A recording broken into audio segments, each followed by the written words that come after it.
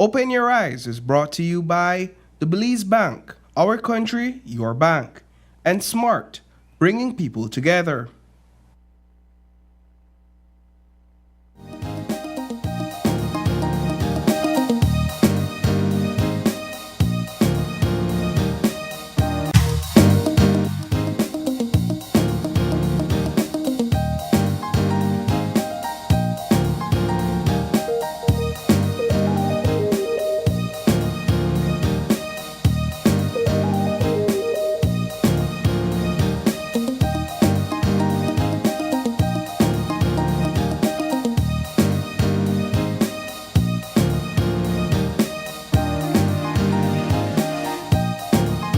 Live from the GBM studios in Belize City, it's Open Your Eyes. Start your morning right with your hosts, April Martinez and Isani Caetano.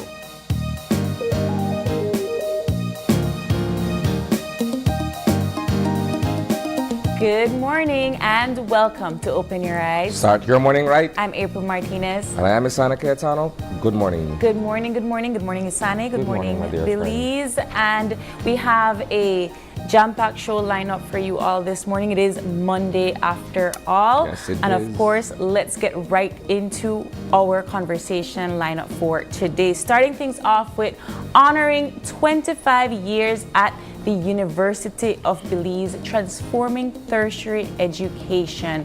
Our next conversation is going to be all about funding innovation for Belize's blue economy. Following that is 140 years strong, Angelus Press supporting education in Belize. And our last conversation is going to be all about developing the next generation of basketball stars with Belize Global Elite Academy. So that is what we have in store for you on this Monday morning show. Good morning, Isani. Good morning, April. How's the vibe? The vibes are well. I had a nice, relaxing weekend, and then, of course, social media exploded. On yourself? Ah, man, I'm good. I sit here this morning as a proud parent. Okay. Yeah, man. My daughter goes into third form officially this morning. Wow. Right? And How you feel as the years? I used to do the go to school it up on the first day type of thing, right? But I realized that the older my daughter gets, the more she's like, okay, Dad, I got this. Yeah, yeah. But hey, I'm happy, you know. I always say, when you invest in your children, when you invest in educating your children, there's a sense of pride that comes along with that. Yeah, third farm is also extremely, I think it's that pivotal moment. I think people normally think it's fourth farm, but I think third farm is that pivotal moment because you get to decide where you're gonna go in terms of your level of education, right? That's when you think about what science, business, art. Do you know what she chose? I think it's liberal arts or something along those lines. She wants to be a lawyer. Okay. And so, in my humble capacity, I've done everything to kind of line it up from early. Yeah. It's a tradition that I got from my parents where they kind of put us in a certain direction from early on. So you know exactly what you want to be and how to get there. I'm sure she's going to do But yeah, so I'm a proud parent and I'm also a proud coach, so to speak, right? Okay. When I say proud coach, it's because of the newsroom. Oh, all right. Because I never call you to to coach any kind of sports team lately. It's not sport. It's just being able to, you know, lead the team in a certain direction and be able to, you know, satisfy myself in their accomplishments and what have you. So yeah, I've been a happy camper for the past couple of days. I think that's kind of like, you know, the being the head of a department and you being news director, it's like you're a proud parent in all of your avenues in life. So I mean, congratulations. Once again, I think your daughter's going to do great. And the newsroom, for all intents and purposes, have been doing great, right? So work in progress, but you know, we're getting there, and that feeling of gratification coming from all the hard work that all of us do, you know, it's difficult to explain, but it's just that kind of warmth, you know? Yeah. Yes, all right, so these are the 5 things that you need to know if you're heading out of your homes this morning. Joseph Ryan Budna, we're going to be discussing this thing in length. Yeah. Joseph Ryan Budna is detained in Guatemala. Belize shines during cultural exhibition at Carifesta. Soca Mocha and Mother Nature creation dominate at Carnival King and Queen this year. Belize receives a new charge d'affaires from the U.S. Embassy. And last but certainly not least, KTV Remix Season 7, the finale is tomorrow. Yeah. All right? So, first things first. You were talking about social media lighting up over the weekend, right? Yep. And for good reason. There was initially talk of an abduction that happened while Mr. Budna was set to go live from a location near the Orange Rock police station. Yes. And something went awry for him, and he was subsequently taken. Now, this is an individual who has a storied past in this country and elsewhere within the region as well. And so for the purpose of being able to provide some context for the benefit of those who may not know who Joseph Budna is, right? He first ran afoul of the law way back in the early 2000s, Yes. right? And it was on an allegation. I'm not quite certain if he was convicted on that particular offense, but he ran afoul of the law back then, and he famously attempted to take his own life by jumping from the Belize Central Prison, from one of the buildings Right, there. right. All right? Then, excuse me, okay, so this is where the media, at least from my class, so to speak, came in contact with him. In the early 2010s, there was a young man who went missing from the Jane Usher Boulevard area, right? And, you know, apparently he caught a bus and headed west, and no one could have located him after a couple of days, and the family was, you know, in a complete uproar over what happened. And lo and behold, Joseph Budna was able to locate the man and bring him back.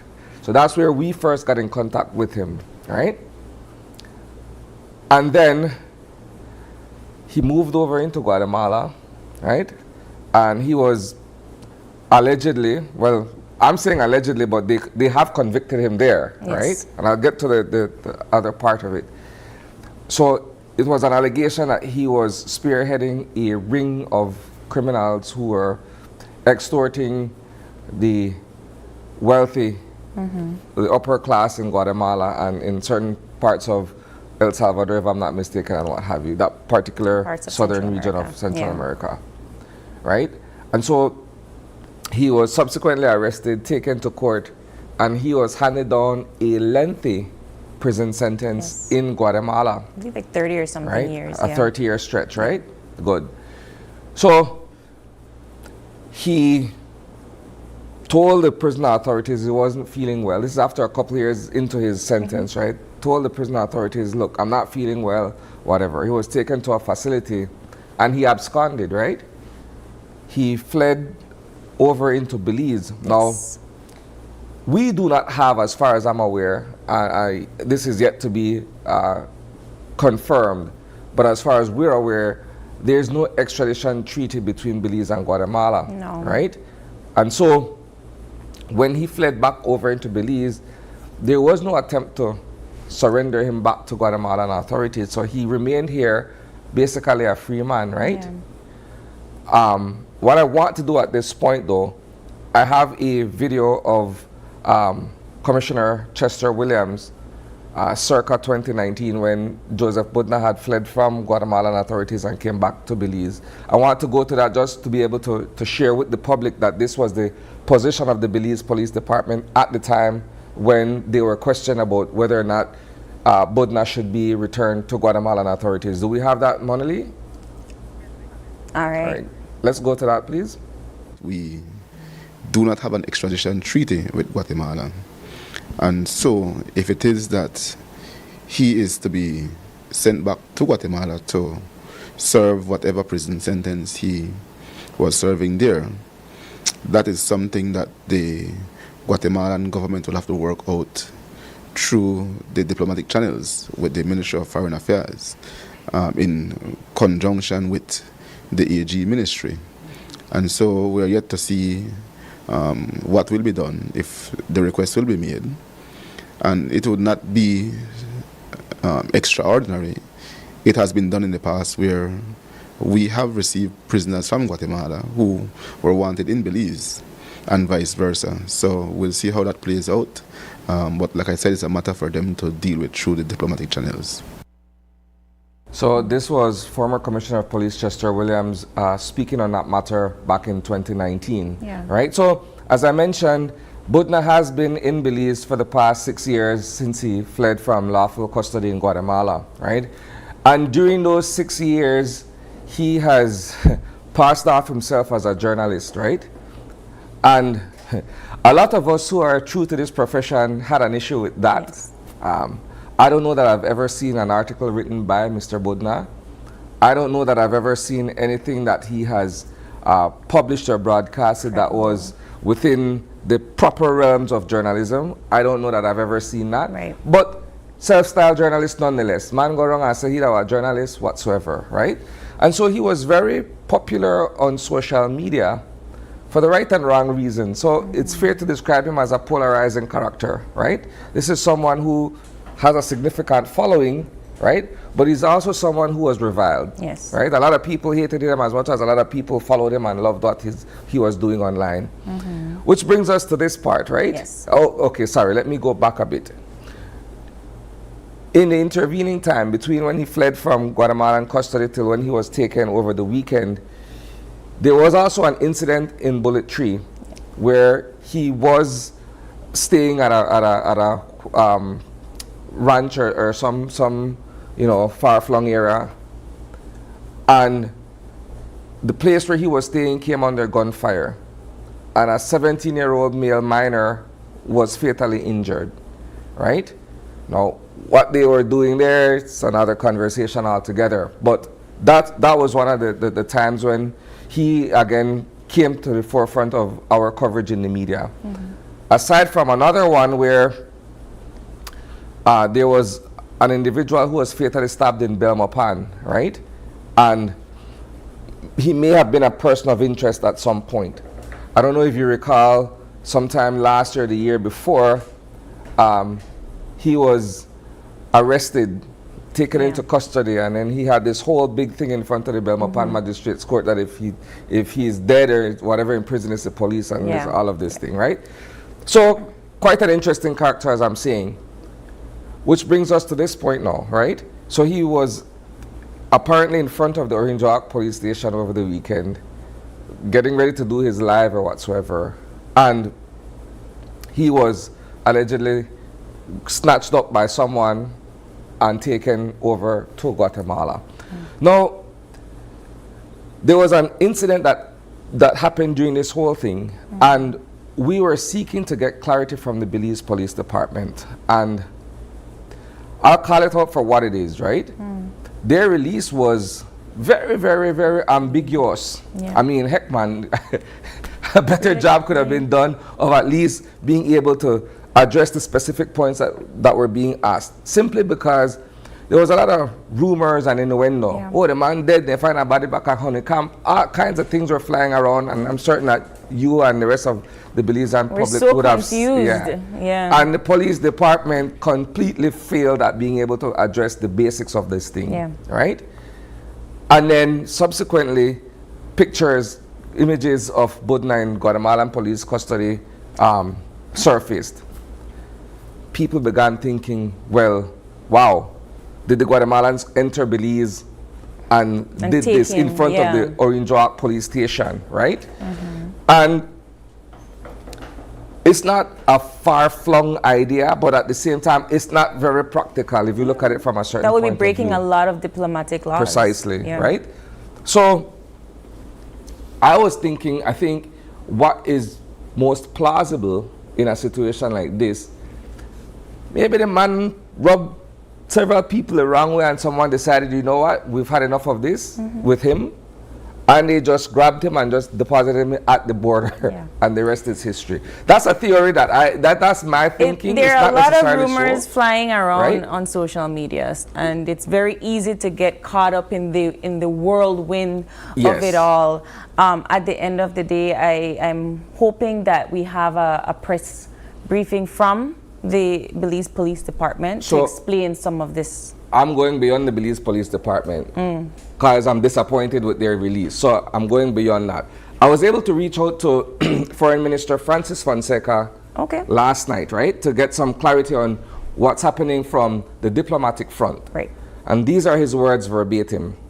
The Belize Police Department is conducting a comprehensive investigation into this matter. Both the Ministry of Foreign Affairs and the Ministry of Immigration are supporting that investigation. Our embassy in Guatemala is engaged with the Guatemalan authorities to get any available information regarding Mr. Budna as requested by the Ministry of Foreign Affairs and the Belize Police Department. As a citizen of Belize, Mr. Budna is entitled to due process and the full protection of our laws. Mr. Budna is a wanted fugitive in Guatemala, and at this time there is no evidence to support the claim that Guatemalan authorities entered Belize to apprehend him. The investigation continues, and we will provide updated information as it becomes available. So this is the foreign minister response to me, right? Yeah. And so yes, going back to what we were saying though, I mean, so there was no renditioning of Mr. Budna. Budna. It's not like the state acted to surrender him back or what have you. So I think what in my mind is a common sense kind of thing is that someone just simply grabbed the man at Kerana border, and on the way to the border probably called the Guatemalan official and said, look, we have this man. Yeah. We'll be there in a couple hours or however long it took them to arrive at the border. No, the question of due process though. Yeah. that's what Is that allowed? Can they actually do that? And then at the end of the day, what would be the process now if it was done in an illegal manner?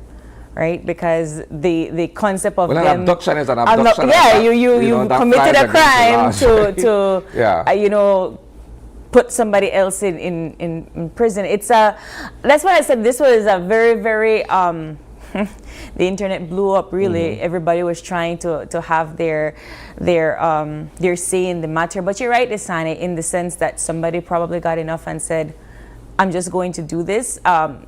You kind of listed out his a little bit of his biography in terms of his run-in with the law over the past decade We or more. saw earlier this year there was an incident when he was whipped. Yes. Right? Yes. So we're saying, look, the man rubbed a lot of people the wrong He way, was and a probably someone controversial decided, you know figure. what, let's just Do get this over something. with. But Yeah. again, the process in which it was done, it was definitely not in the legal sense. And so it does, I don't know when people, if this was something that was done, you think about the diplomatic effects that it would have, right? Because we have a long-standing, not the best relationship with Guatemala for the past few years. We've been trying to get better at it. As you know, former commissioner said, the Guatemalans didn't ask for his return. You know, that would be part of the dual process. If he was a wanted man there, he ran away here, the process would be their authorities coming asking A formal request. and so forth. That didn't take place.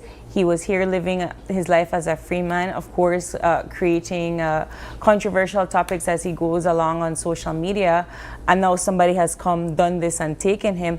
I would want to really understand the motive behind this kidnapping, because this is just moments before he was taken, right? He was preparing to go live, as you see. And we don't even really know what he was preparing to go live about. With, yeah. Yeah. And this was allegedly across from the police station in Orange Walk. So there are a lot of theories and rumors and innuendo and what have you.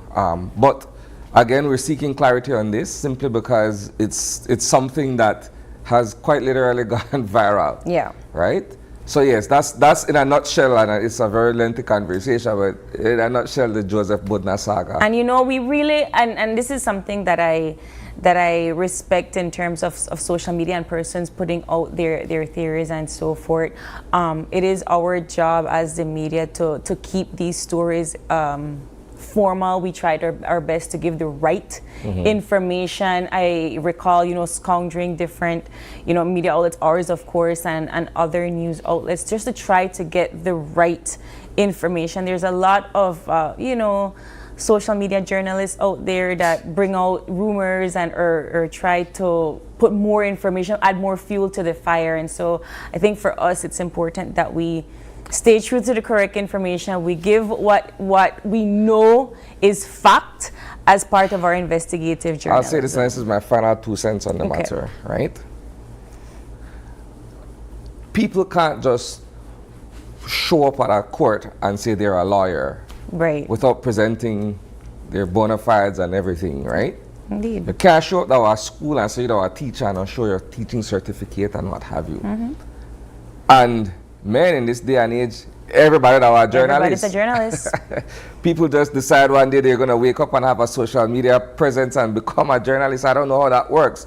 But it's the kind of rubbish that we have to contend with now, right? Where everybody feels that though they're authority on information gathering and sharing and what have you. And it's a very, very precarious thing, because when Budna passed off himself as such, I had an issue with that too. I recall, right? yeah. So, but yes. But no, I made that statement simply to say that it is our job to, again, keep our viewers informed with the right information, with the credible information. And I say this because I saw something pop up that said we have 48 hours to talk about Budna before something else takes precedence, and then we forget about that issue, and then it becomes stale news until something else happens, right? So we do our best to ensure that the information keeps flowing and people stay informed. Right, but Isani, we do have a long show to carry out this morning. We have a lot of conversations to go into, but before we get into all of that and more, we do have to update our folks on the weather, brought to you by the folks at the National Meteorological Service of Belize.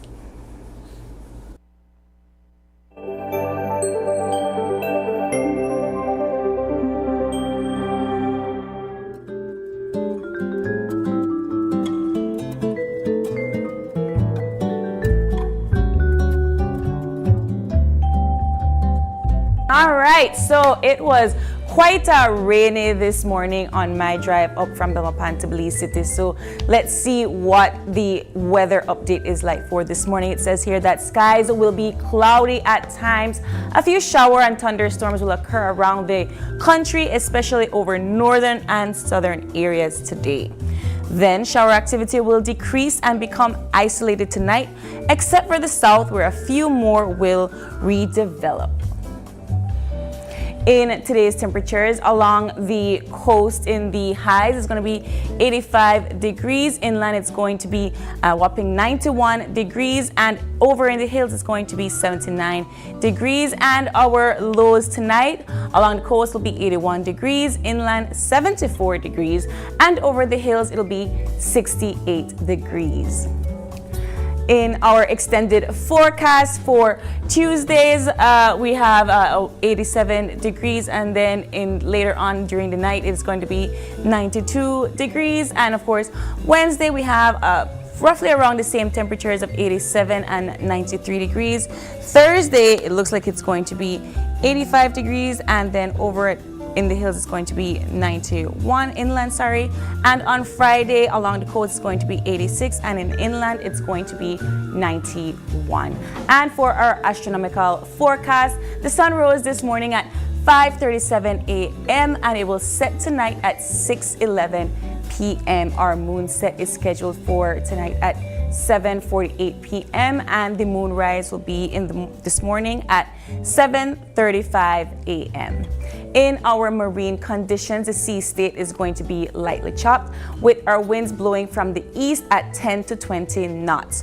Our tides today, the first high tide this morning will be at 11:10 a.m. and in the afternoon, it'll be a low at 5:44 p.m. with another high at 11:30 p.m. and tomorrow's low will be at 5:56 a.m. And that does it for your Eye on the Weather, brought to you by the folks at the National Meteorological Service of Belize. Isani, back to you. All right. Guys, when we return, our first conversation is about celebrating and honoring 25 years of UB transforming tertiary education. It's a conversation you don't want to miss.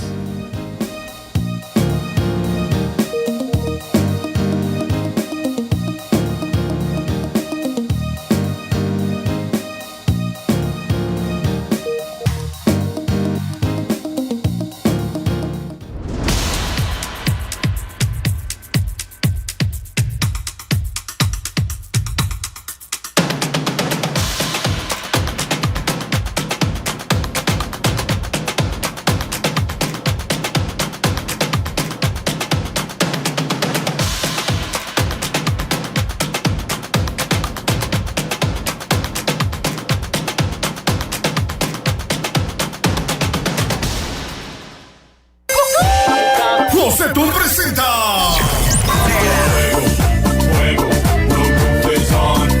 Los Cumbia Kings.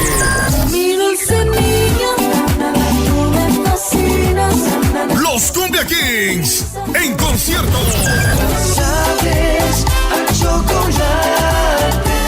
Este 30 de agosto en el Estadio del Pueblo, Orange World Belize.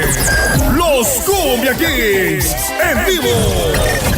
No tengo dinero ni nada que dar. No te pierdas el concierto del año que te hará bailar como nunca. General 150, VIP 200 y Platino $350. Boletos a la venta en la aplicación QuiPass, disponible en Android y iPhone. También con Orindrag con cuellos, Shell One Stop, Marías Café, Lifestyle Beauty Salon y WSK Call Center al 611-3677. Amor Turquesa, Boutique Belmopá. Gracias al patrocinio de BTV, Mechas, Cuellos, Lock and Loaded, Mark Production, Quick Pass, Lighthouse, Instituto Nacional de Cultura e Historia y Smart Belize. Who will walk away with the $10,000 grand prize and bragging rights as KTV The Remix Season 7 champion? Will it be Darlene Usher, Maureen Budram, or Samuel Carcamo? The judges have had their say, and now you get to have your way by voting for your favorite KTV finalist. And oh, I'll see you tonight. Yeah, in my dreams I'll be alright. Always knew you're fake, wish you never fake. What's this feeling I'm feeling? Why am I shut my brain like this? Must it is hard, come it just can't quit. It's like I want but don't want you. What's this feeling I'm feeling? Why am I shut my brain like this? Must it is hard, come it just can't quit. Under the moonlight we dance so free. With your heart next to mine, that's where I wanna be. Your smile shines brighter than the stars above.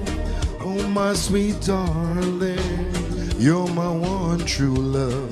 Remember, voting ends on Sunday at midnight. And don't forget to tune in next Tuesday at 8 p.m. for the grand finale of KTV The Remix Season 7. It will be a night you don't want to miss. Only on Greater Belize Media.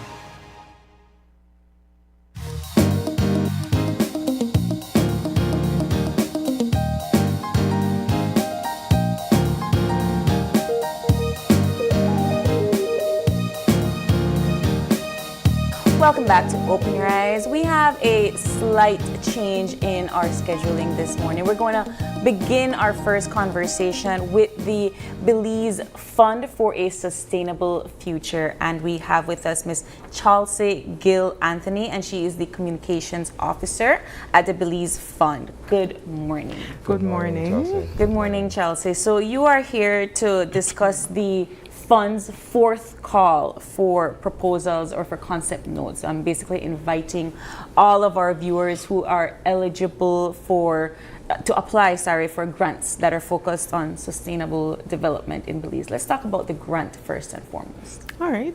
So every year, well, I'm not sure if we could jump right in, right? But jump right in. Jump right Right in. ahead. All right. So we're going to start with the call. So every year, the Belize Fund have one call for proposal, and this is where we invite eligible entities to apply for grant funding. This year, with a focus on 2 out of 4 thematic areas. That's sustainable fisheries and blue business innovation. Thing is, we have 2 types of funding, where we give to non-government entities and where we give to government entities.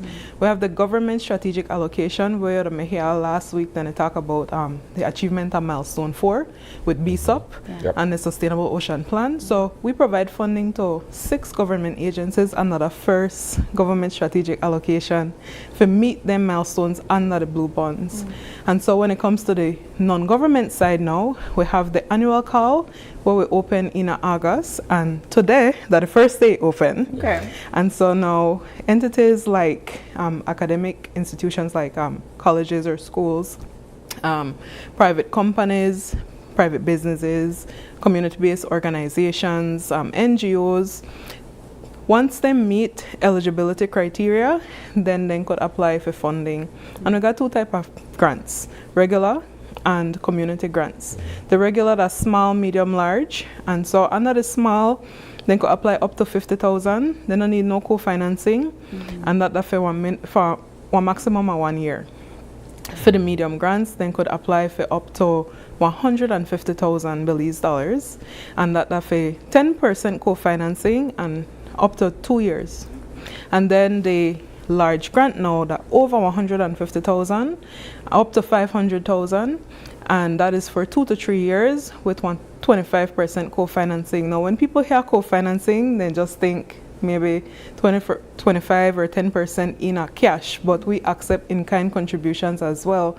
And what that means is that if you already have equipment, software, or people, you put one cost value to that, and that the way you put towards that 10 or 20%, 25% co-finance. You were talking about eligibility and the criteria to meet that. What is the criteria? All right, so for the regular grants, one entity will want to apply for one grant, they have to be registered at Belize, and they have to operate for a minimum of 1 year prior to the call. So they would have to be in operation last year, August 25th, right? Okay.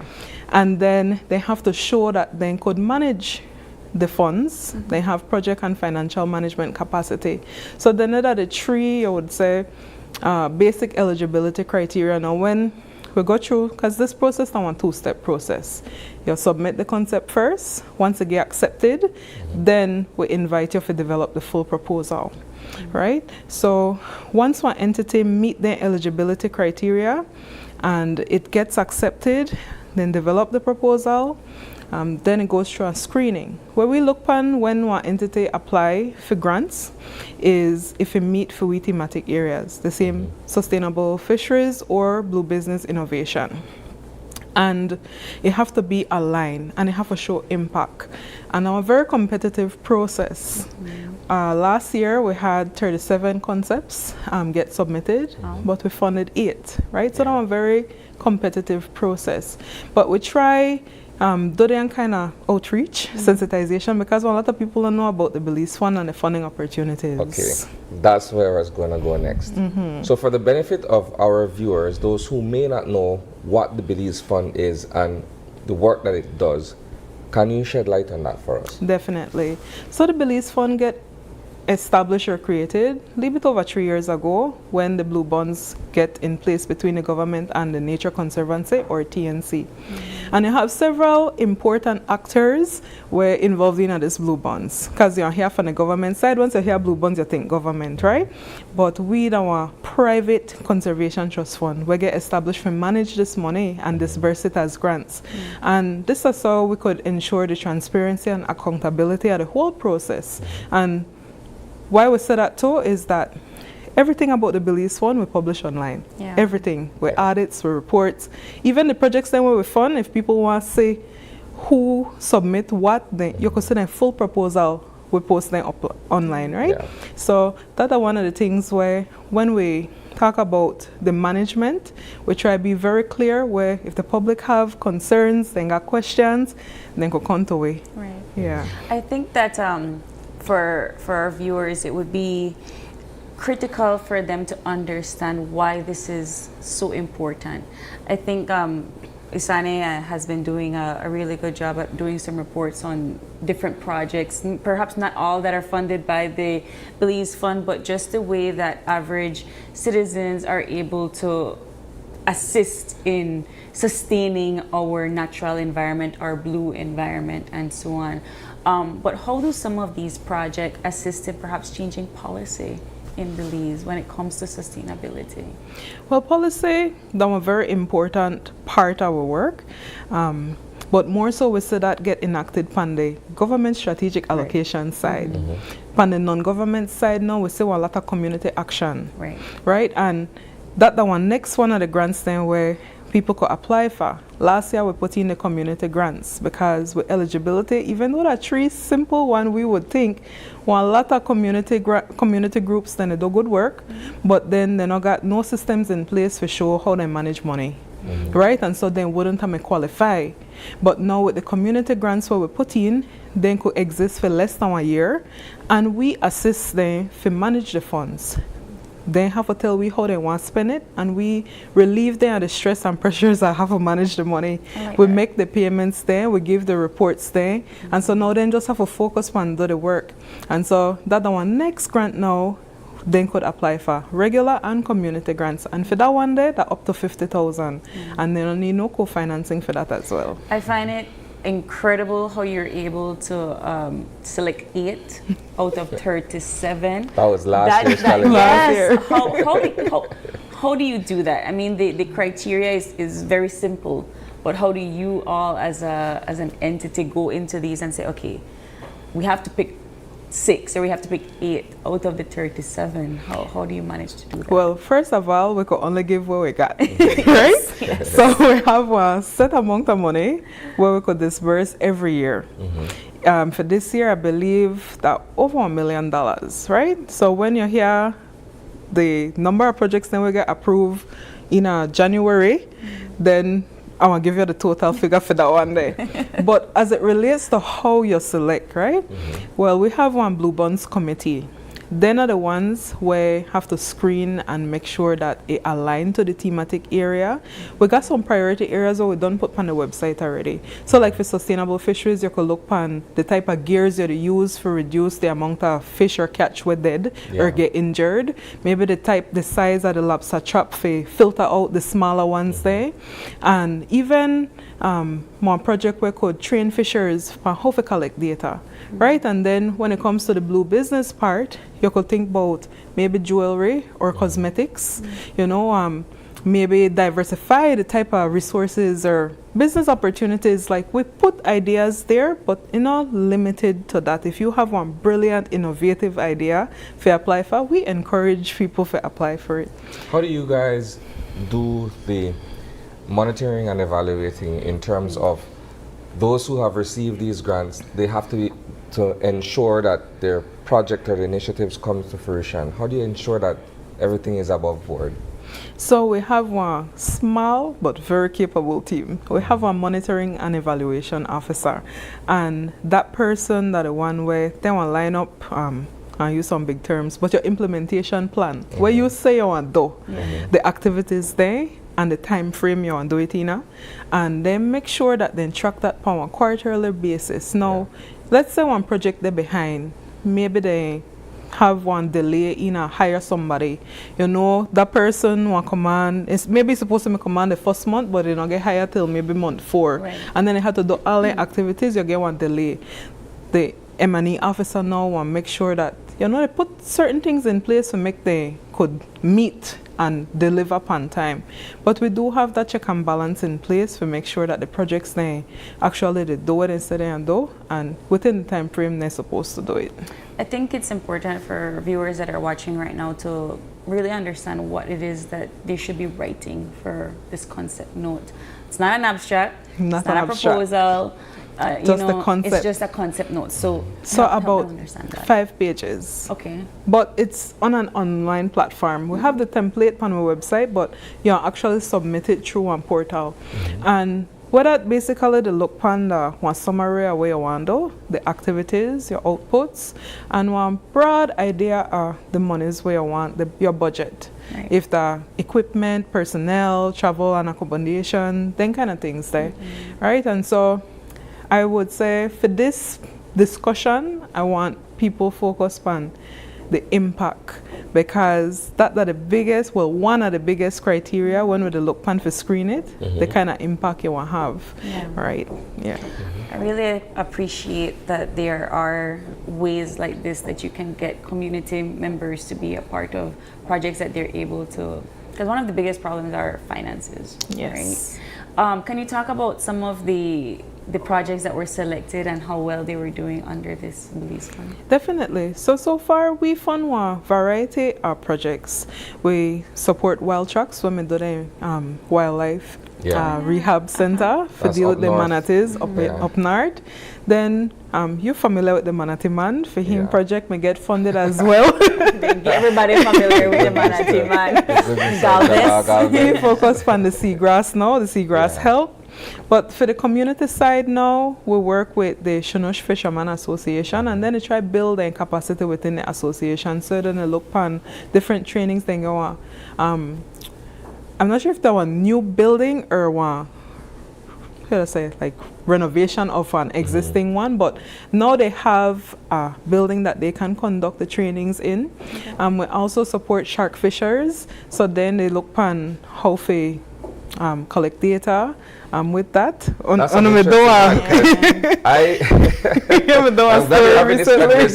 I did a story with the Shark Fishers Association a few weeks ago. And it was quite an interesting and fascinating experience, right? Outside of the fact that we had to travel like 28 miles off the coast of Riversdale, but I think what piqued my interest is that it's all family, right?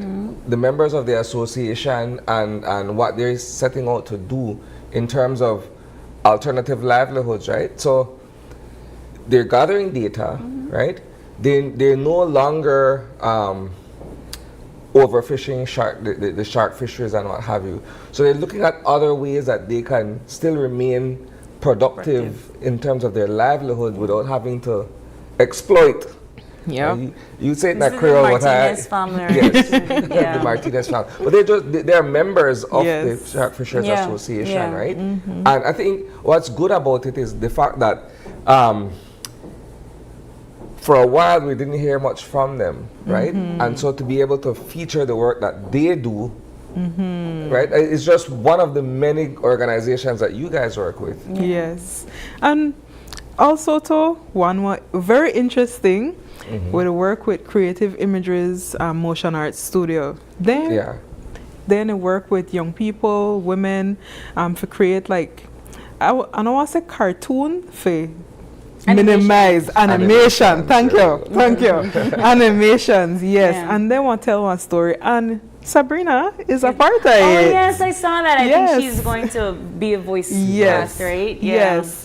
So that one be very interesting when that come out with the support that as well. I think it's really, and that's what I meant by different projects that are not so on the nose when it comes to sustainable development and so forth. You have these other projects that are doing other things that promote and campaign, right? Yes, we look on even the Belize Women Seaweed. Our next one, our next one. Okay, I get it now. I get it now. Story, right? That too was an interesting one. Yes. You know, like when we think seaweed, sea moss, right? We don't ordinarily think of women involvement in that kind of an initiative. Right. Right? We automatically think men because for long, most of the time when I have seaweed as in the seaweed shake, it's men who's selling seaweed and talk about all the benefits of it or what have you. So there's no immediate or direct connection with women participating in that. But then the seaweed shake is only one thing, right? You use seaweed for so many other things. I use it for my hair. Yeah. I comb out my lifesaver right now. But there is the seaweed story and the seaweed farms. But it's very, very incredible to see that there's so many community projects that are being done when it comes to sustaining Belize's blue economy. I think that this is a great opportunity again. I really hope that you get more concept notes this time around. You said it opens today, August 25th. When does it close?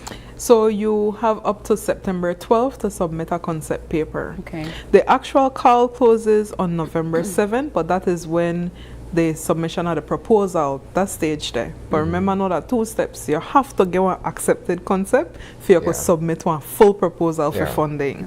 So we put that emphasis for please on submit one strong concept will show that ideas merit the funding. And where do they go to submit all of this information? Yes, they can go on our website, belizefund.bz, and we have all the information there regarding the eligibility, the priority areas, even the screening will happen after you submit, and the whole process from application to when you get one status update, that's 6 months. So for the full proposal.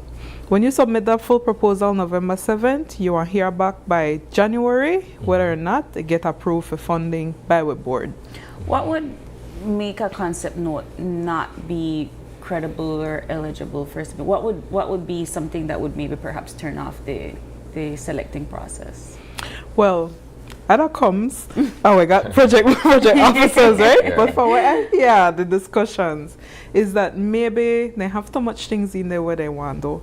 You have to streamline Yes, what it is too you much wanna do. activity. Be realistic. It's not realistic for the time frame where they want to do it in. Yeah. Or maybe show the impact on this, the thematic area, the sustainable fisheries or the blue business innovation, how you really want to achieve that. Yeah. And then remember it also tie back to the Blue Bonds initiative. So once you could show how that they contribute to achieving or contributing to achieving the milestones or the undertakings, then that was stronger concept you have.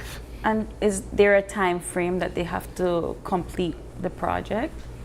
So yes, depending on what type of grant you apply for. The small, medium, large, they have either the 1, 2, or 3 year, and then a community grant, a 1 year as well. Okay. So realistically, if I have a bunch of stuff that I want to do, it's best to apply for something that would give me a little bit more time to be able to produce the project. Yes, something where one realistically could get done within that 1 or 2 years where they apply for. And the funding as well where they ask for. I think maybe some projects then submit say like 100,000 and 60% of that salary. Yeah. They're not actual putting it into activities, paying one person. So you look on them kind of things there as well when you're the screen. Yeah, I think paying yourselves isn't impactful for the environment. Well, it is. I know it is, but make sure that it's reasonable, right? Right. The No, proportion. of course. Yes. I think one of our viewers were wondering how is it that some projects are able to realistically continue to sustain themselves under the fund with impacts like climate change and global warming and so on. So interestingly, we have 4 thematic areas, and one of them are climate resilience. But the reason why we're not focused on protection for biodiversity and climate resilience in this particular call is that we really want to reach down to local leadership when it comes to communities, and I feel like the sustainable fisheries and the blue business innovation, those 2 thematic areas, and then 2 of the smaller in terms of amongst where we give. Yeah. We want to focus on them 2 there. But there may be maybe next year that we open to climate resilience. But certainly if you can weave in and integrate that into how you build sustainability, that's perfect. Yeah. Yes. Climate resilience is such a buzzword these past few years. Yes. Given everything that has been happening around us with climate change and what have you, right? Yes. Yeah, I wish all of the projects the very best. I hope that you all have a successful roll call for September. And of course, for our viewers, one last time, the deadline and where they can submit. Certainly. So the deadline for submit one concept paper, that's September 12th, and they can do so on our website, belizefund.bz. And if they need assistance, perhaps, in developing a concept note, can they contact you all as well? So not at the concept stage, Okay. but we do provide support for community because they don't have the capacity, right? So we would hire a consultant for walk them through the process of proposal development, but they still have to have an accepted concept to get our support. Wonderful. Yeah. Well, Chelsea, thank you so much for joining us this morning. We hope to hear back from you again. I know you and Isani will probably have a conversation after this, but thank you so much for joining us. And of course, to our viewers, head on over to the Belize Fund website to submit your concept note if you have a project that can fit one of these 2 thematic areas. Thank you so much, Chelsea. Thank you too. All right, we are going to take a quick break, and when we come back, the University of Belize is going to be joining us about how they're planning to celebrate 25 years of existence. We'll be right back.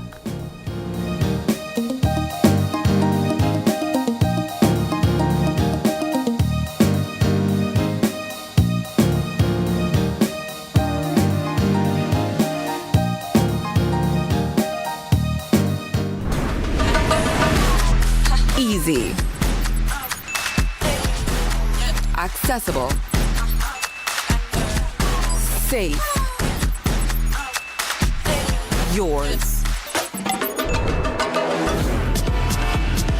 Digi Wallet. Easy, accessible, safe, yours.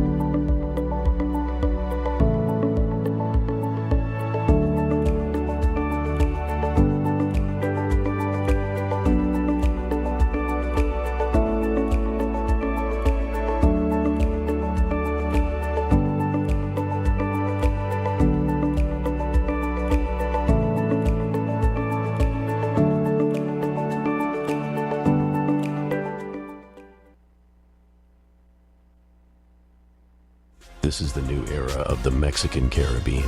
A whole spectrum of colors and hues, multi-dimensional cuisine, holographic beaches. The true new era is within you.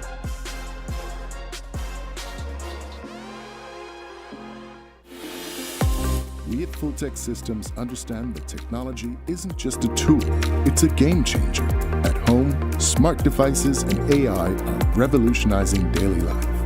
In education, tech is making learning more interactive and accessible for students and educators alike. For businesses and government, it's driving innovation, streamlining operations, and unlocking growth leveraging tech for better services, infrastructure, and security.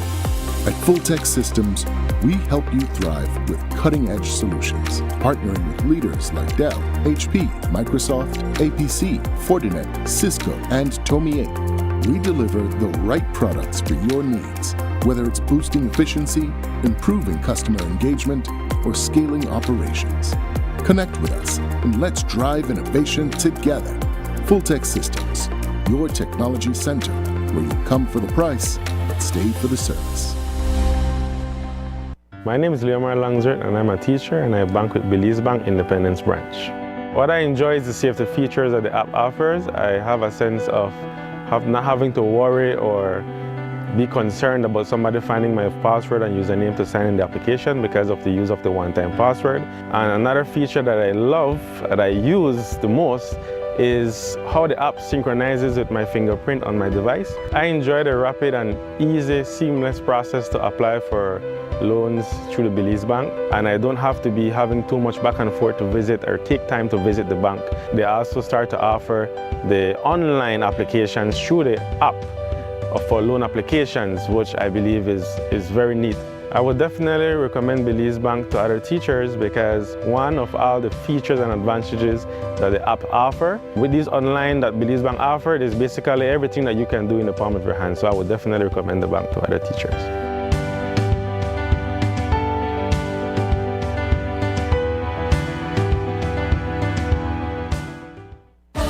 Coming up, the best of Barbados and more at Carifesta 15. International interns enjoy breakthrough opportunities.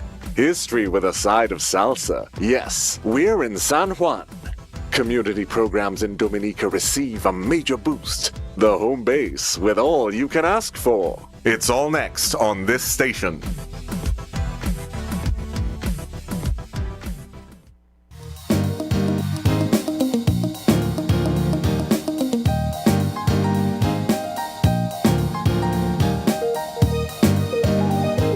Welcome back to Open Your Eyes. This next conversation is all about the University of Belize transforming tertiary education over the last 25 years. Joining us to have this conversation is none other than President of UB, Dr. Vincent Palacio. Good morning, Doc.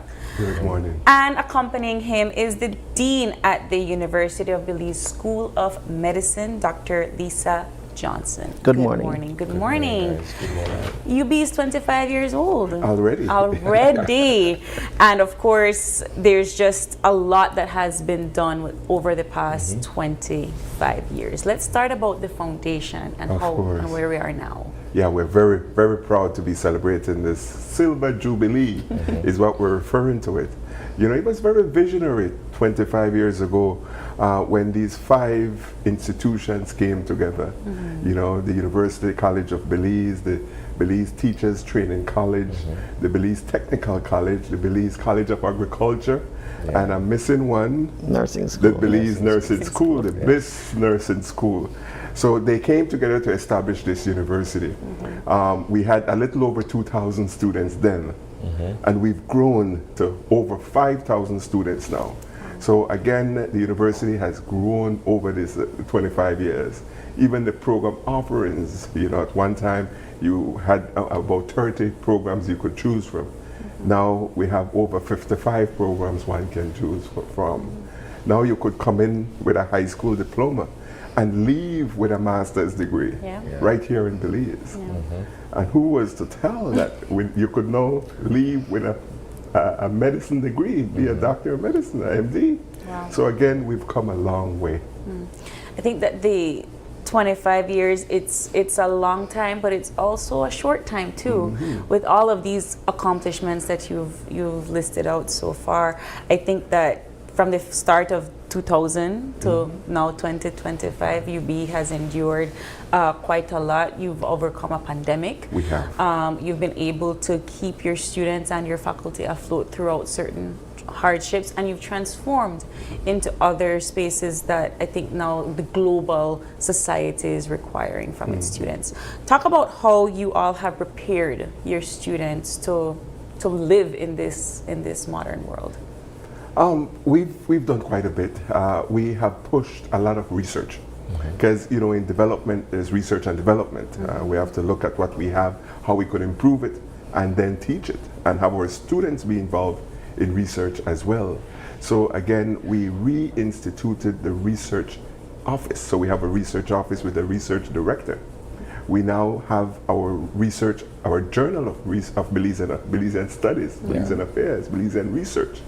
So now researchers can get a small grant from the university, do a research, publish it in our own journal. All right, so we push a lot of research. So our students now have a mind of investigation, which is what a university should be. Yes. So we've pushed quite a bit on that. I want to get Dr. Johnson in on the conversation because you mentioned that before UB you had a nursing school, really, and now you are the Dean of UB School of Medicine. Let's talk about how that evolution came to be to now the UB School of Medicine. Well, Belize has a very long history in nursing education, over 100 years. Wow. Many people don't realize that. The School of Nursing really got underway in the 50s when it was formalized and given its own building thanks to the Bliss Trust. And the education of nurses in Belize has continually progressed over the last 50 to 60 years to the point that at the time when the University of Belize was created, the nursing school and all that it can do was then transported into the University of Belize. And so now we have an institution that has a very long history of training in the clinical space. So there was a lot of background knowledge. Before I became the Dean of the University of Belize School of Medicine, I was the Dean of the Faculty of Health Sciences, which encompasses nursing, pharmacy, med lab, and social work. And so we took the history of all of that, what has been learned, and married it to the international standards that are required to do medical education properly. So I would say that we have a very good foundation on which to build on, and to continue building and to continue developing in healthcare education. And UB in essence houses that history and that story, and it should, and that's a remarkable thing.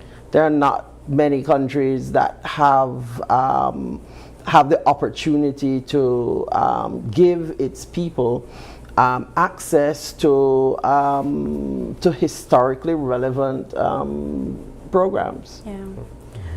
I wonder how, I think that students can appreciate that they now have all of these different options. Yeah. And when they enter university, they're able to not just, sit and get courses done, but they can do research. They can develop themselves in different areas, what the world needs at this time.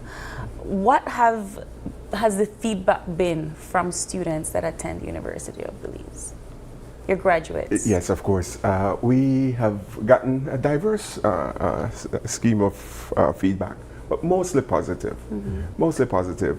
We still have small classrooms. We have a class with 35 students, and people always prefer that. People like the smaller environment. Our faculty members, we ask them to be accessible to the students. So students can walk the halls and meet with their advisor. Students can meet with the faculty member. That's very important. And a lot of the programs, they would have different types of partnerships with the senior standing students and the freshmen or the starting students. So again, students feel at home when they are at the University of Belize. Both of my sons went to UB. And their experience there has been second to none. So again, I know and I see, and I try to push for us to be a student-focused, student-centered university. How does the University of Belize remain competitive in a landscape where you have other tertiary institutions in Belize, like Galen, for instance, and now you have St. John's College offering master's programs and what have you. How do you remain competitive in that environment? Well, I still tell people that we have at the University of Belize, our faculty are most qualified. We have the most PhDs teaching in our different programs. We have even the science faculty has the best lab, not only as an education institution. In the region, we have a lab that I'm very proud of. It's a Hummingbird Analytical Lab. And this lab does analysis of lead, of different mercury, of different heavy metals, etc., in soils, in water. So we have equipment in that lab that is only present here at the University of Belize in Central America. Wow. So again, we are big on our research, our lab facilities. So again, that puts us an edge over the other institutions. But what we do, we have our own culture. We have a lot invested in student affairs. If you were to go on our main campus in Belmopan, we have a student development center where an air-conditioned space where students they could hang out. Students could meet with their friends. There's a cafeteria in there, and so we have students feel at home. So when they come, this is the Jaguar, the black Jaguar home, and we're proud of that. And lastly, before maybe Dean Johns could step in, we invest a lot in our sports program. We have one of the very comprehensive sports program in the country, and it's bearing fruit. We won all of the ATLIB gold medals last academic year, except one. We got a second place in the male volleyball tournament. So again, and sports in universities is a big deal. So our students come out in their black Jaguars paraphernalia, their t-shirts, and root for the Jaguars. And we have the different cultures, so the drums will come as well to the games, and it becomes a big deal. So again, students want to feel a part of, and that is what we try try to provide at the National University. You all have completed 25 years August 1st. Yes. It's 25 years, but you've been celebrating the entire month of August. Talk about some of the activities or some of the campaigns that you've been able to, educate our viewers and the wider Belizean populace on UB completing 25 years. 25 years. We started on Saturday night, actually.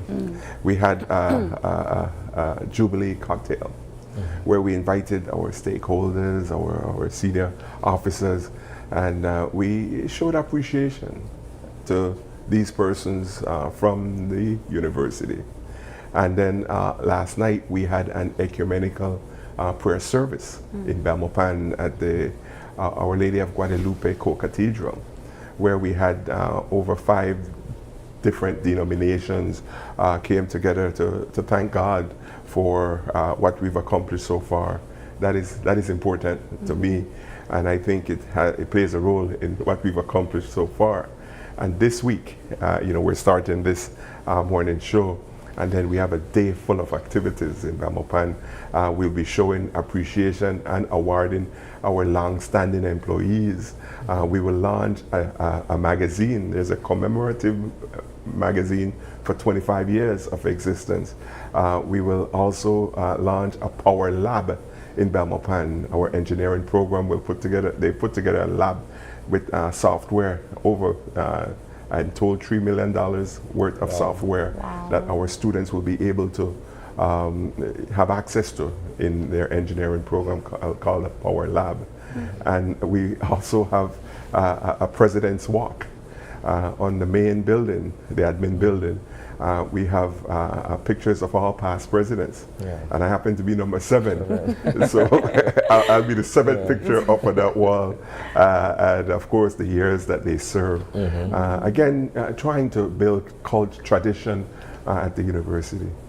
Dr. Johnson, what has your experience been like going through UB to become the Dean of the School of Medicine, in terms of your interactions with students, in terms of seeing them become doctors and what have you? Well, we haven't quite gotten to that point yet.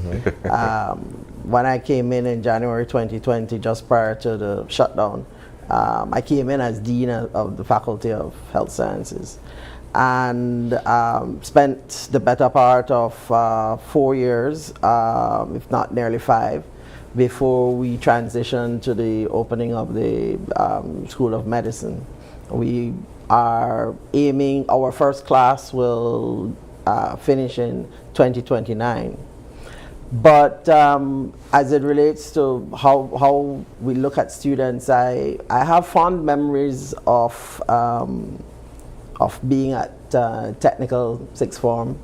I have fond memories of the university that I went to. And I also recognize how much of who I am today was shaped by those experiences. And so I want that for the students of the University of Belize. We want to have faculty who are interested in their students, who push their students. In particular, we're a small country. We have to identify what people like to do, what they want to do, and help them to do it to the best possible degree. I think that is the overall aim of education in any space. Education is not supposed to close doors. It's not supposed to limit you. It's not supposed to trap you. It is supposed to open doors. And certainly that's what we do at the School of Medicine. I think it's what's being done across the university. Opportunity and opening doors and giving persons who attend the University of Belize the opportunity to learn something new, to do something new, to go out there and make their mark. And their mark, education is not a tribal thing. It's something that's supposed to prepare you for the world. And certainly when we look at our sciences and what our people are doing in the sciences, what they're doing in IT, it's brought the modern world right into the classroom, the development of the streaming classroom that the university has undertaken over the past 2 years. We are fully aware of what people have to meet out there. There are standards, we have to get them there, and that's our job. I find that often, and I'm a big fan of tertiary academia, but I find that in Belize we have, we're still yet to look at the workforce for specialized degrees. And one of the things that I applaud the University of Belize for is that when your graduates come out, they continue on and they excel. We have people in Oxford with a UB degree. We have people in Taiwan with a, they're all over the world excelling. But how do we then bring them home and keep them here? It's almost like she was reading our email. I know. No, the reason why, because we have a young man who is currently doing postdoctoral work in immunology and research, who started with a biology degree at the University of Belize, won a Taiwan scholarship, went there, did his master's degree, his PhD, and is now doing postdoctoral work. And when he heard that the School of Medicine had started up, he literally phoned in and said, I want to come home. And I have a plan on how to come home. And we at the school were blown away, because it wasn't just someone who saying, I'm wanting to come home and then tell us to figure out how to get him home. He came with his multi-page proposal on how we're going to do it. And this is the type of thing that a university is supposed to be involved in. It's supposed to be a part of, and it's a national university that I think we need to understand that when something bears our country's name, then each and every Belizean is responsible to help, to put in, to contribute, to, when they think that we're on the wrong track, say we're on the wrong track, constructively, but we're the national institution, and that has to mean something. It not only means our performance, but it also means that everyone has a stake in it. It's not just there for a certain set of people. It is literally present for every single citizen. And so that means the responsibility that the university carries is greater, but it also means that our population also should see it as a point of interest, a point of trying to give back, the point of developing everybody's children. It's not one particular person that is benefiting from anything that the university does. It is multiple families from all over the country. And then we put back out people to say, fly. Yeah. So it's important work. It is important work, and I feel like 25 years, like I said, there's a lot that was done within that short time, but what are your expectations or your hopes for the next 25 years to come? Well, to continue to grow, continue to be relevant. We operate on a strategic plan, right? The University of Belize, and this plan is called RISE 2027. And the RISE is an acronym for some of the key pillars that we stand for.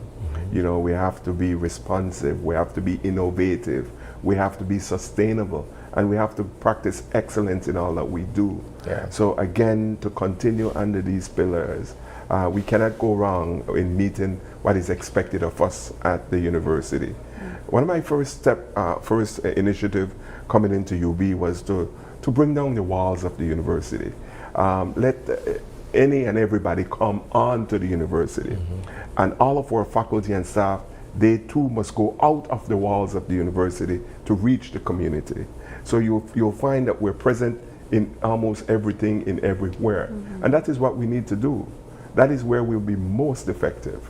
One of my big challenge, and I'll launch this program today, is save our young men.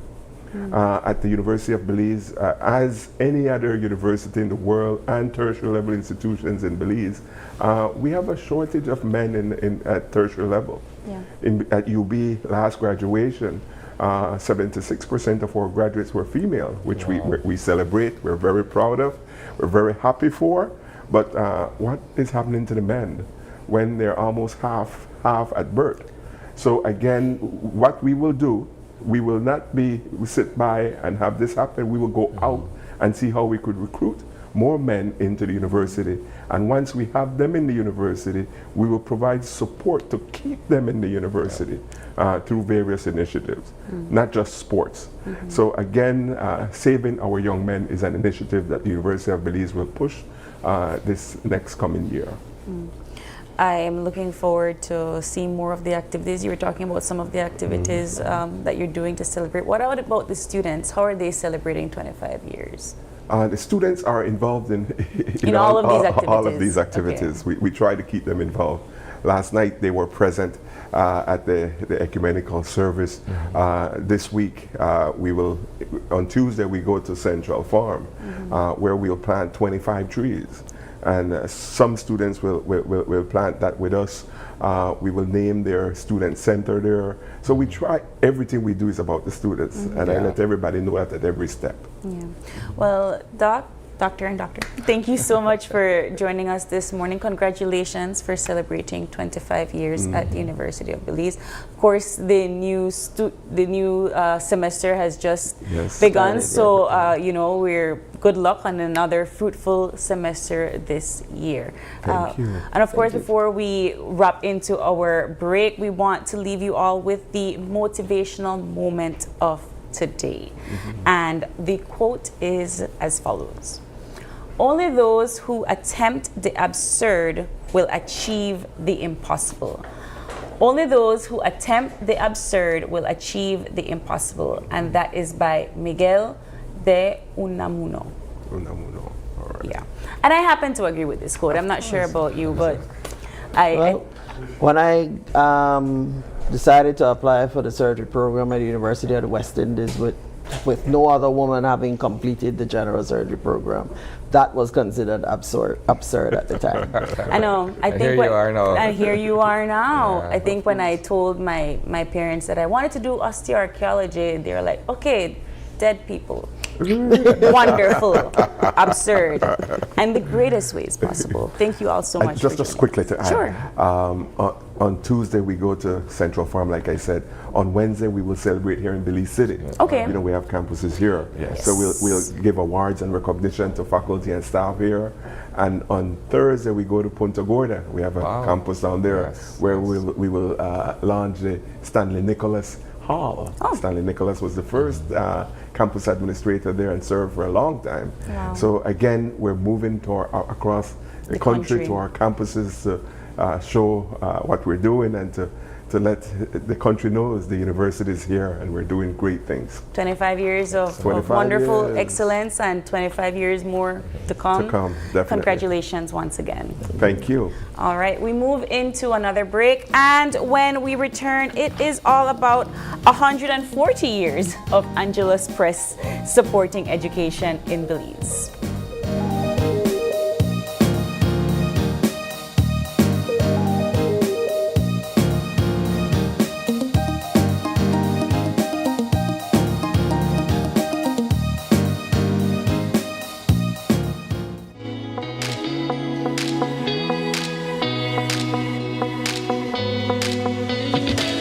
Oh man, one more stroll and my data is done.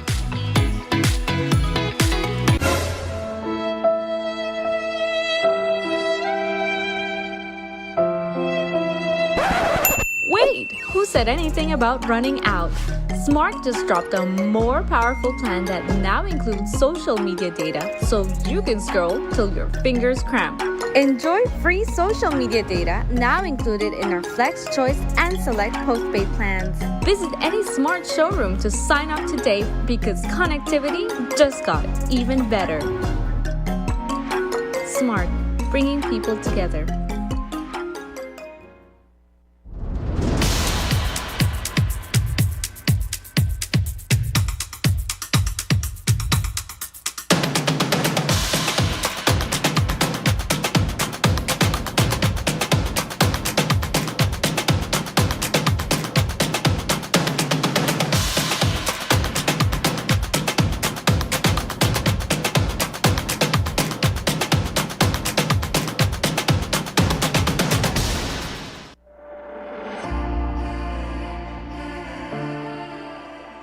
B-Bucks to purchase items at any Benny's location.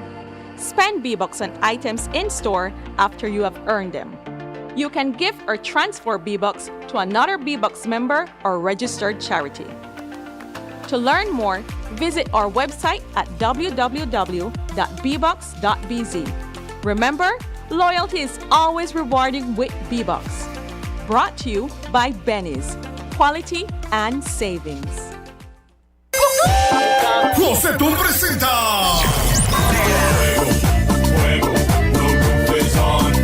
Los Cumbia Kings.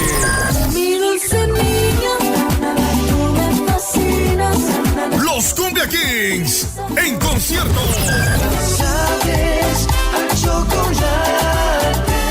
Este 30 de agosto en el Estadio del Pueblo, Orange World Belize.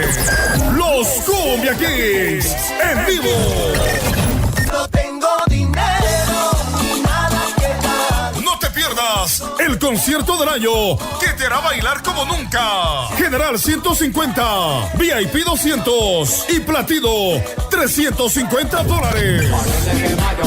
Boletos a la venta en la aplicación Quipass, disponible en Android y iPhone. También con Orindrak con Cuellos, Shell One Stop, Marías Café, Lifestyle Beauty Salon y WSK Call Center al 611-3677. Amor Turquesa, Boutique Belmopá. Gracias al patrocinio de BTV, Mechas, Cuellos, Lock and Loaded, Mark Production, Quick Pass, Lighthouse, Instituto Nacional de Cultura e Historia y Smart Belize. There are so many different factors which can impact on your digestive system because there's a very strong connection between your intestinal tract and your central nervous system or your brain. So your digestive system is sometimes referred to as your second brain, your second nervous system, because the connections are very strong between the two and one can impact it very heavily on the other one. A message that I want persons to take away is that food is to be enjoyed, but because of the high risk of non-communicable diseases in our region, we're finding that food plays a factor in contributing to that. And if we can start by cutting down even the starchy foods, that makes a difference. Be viewing Caribbean Medical TV on this station.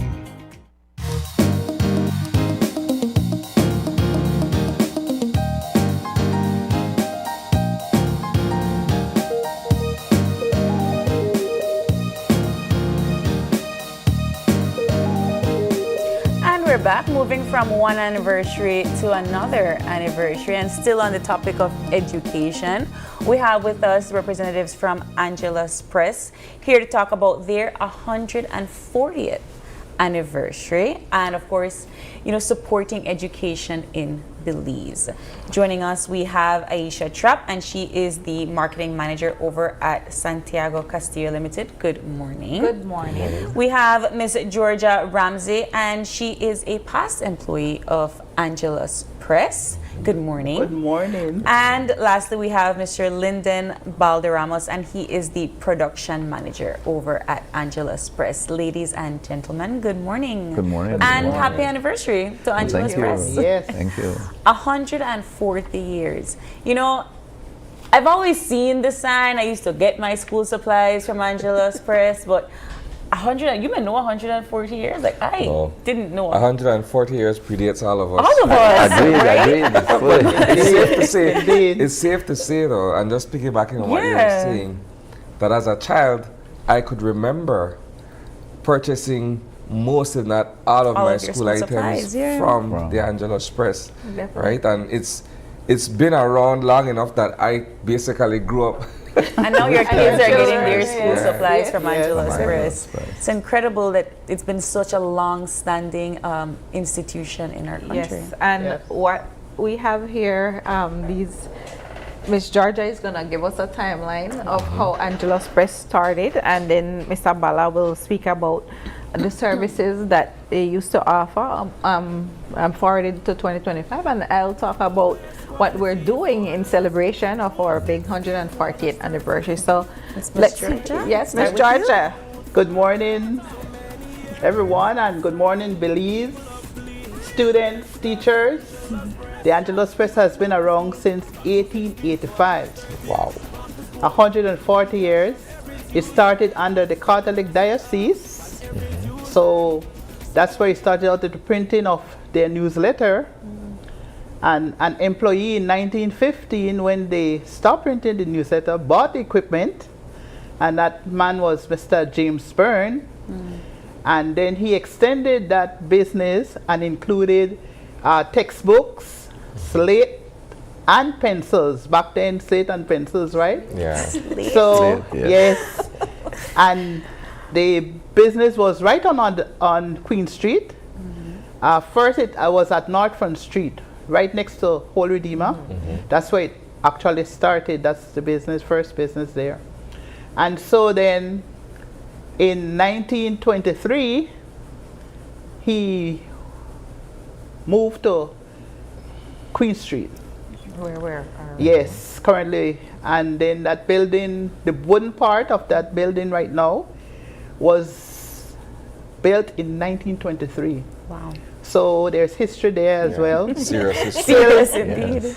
That's over The 100 board years building old. is there. Wow. Yeah. And then he extended, they added office machines to the line then. And so they had school supplies and office machines. And in 1930, Mr. James Byrne turned it over to his son, Andrew Byrne. And he further extended it in adding more business machines and other supplies to it. Office supplies. Yeah. Supplies, yeah. And then, after 1930, Mr. Andrew Byrne turned it over to his daughter, Laura, and his son-in-law, James Curry. And that was in the 1970s.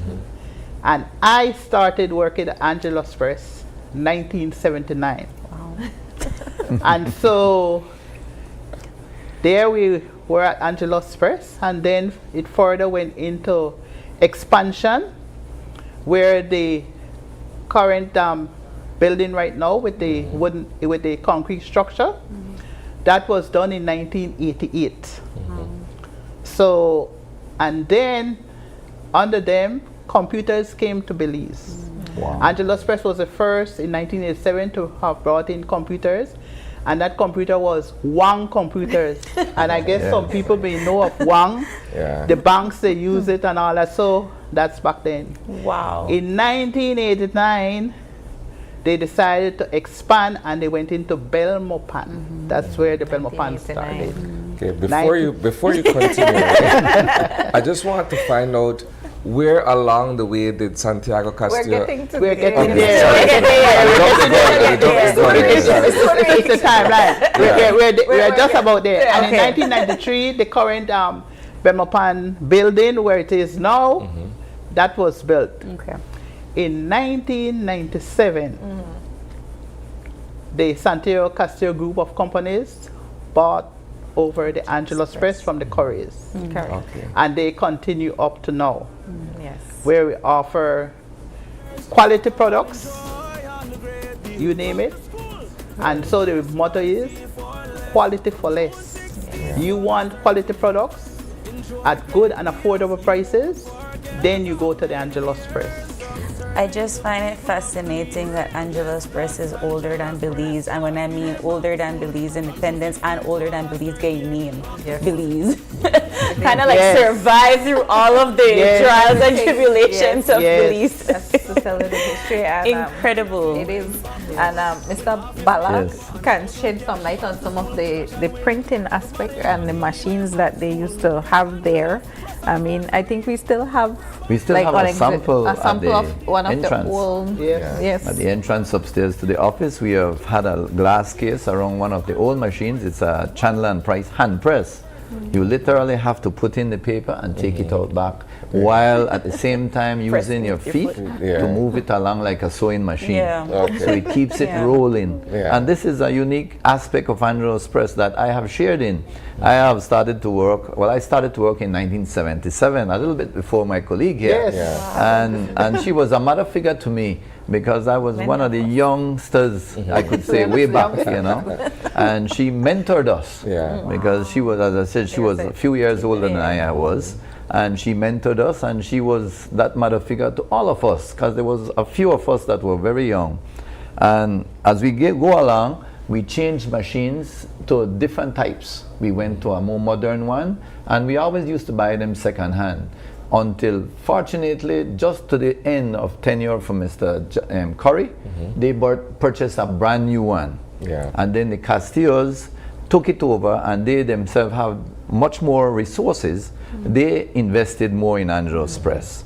So further to what we are today, machines were bought only in used conditions. Yeah. Now that we have the Castillo group of companies behind us, we're able to buy modern digital printing offsets. Yes. And that is where we are today. So we have moved from the old used to a more newer version of what the company or what Belize wants, Yes. which is the digital age. I note that a lot of local publications are also printed through the Angelus That Press. is true. That is true. Talk to us a bit about that. Well, we have done most of the work. We used to do newspaper to a certain degree, but that it was always just for a time span. Usually the people would come to us when their machine breaks down, and then we would provide that stopgap for them in the interim. And as soon as that is true, then we are back to normal. We would do small publications like companies like the association or institutions like City Council. They would come to us and have a newsletter. We would print things like that for them. And that's the more common type of job that we do. Apart from the regular customer or commercial jobs that we do, which is invoices, receipt books, normal, and one of our biggest portfolio is schools, your yearbooks. That is a portfolio that is indicative to what Angelus is all about. Provide quality prints for people to have for years and years to just look Yeah, when back I was in high school, wow. I was called a mangrove, right? Yes, St. John. Yes, Yeah. yes, indeed.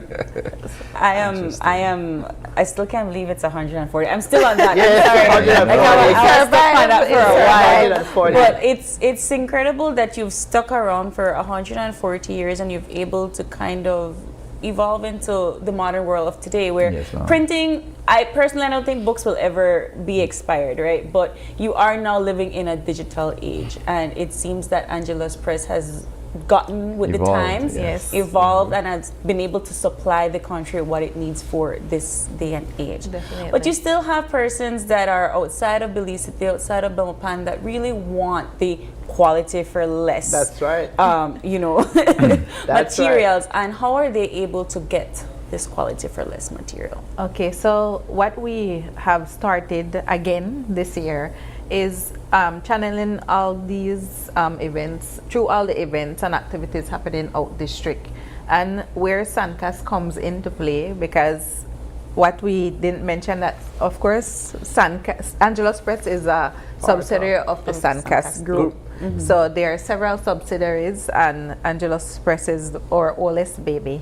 Yes, it is. SANCAS will turn 100 years next year. Okay. So we're working towards that. So imagine that we have a 140-year-old baby. But, I mean, what Mr. Castillo had told me that you know, his mother, who is very much still involved in the business, they bought over the Angelus Press to offer variety.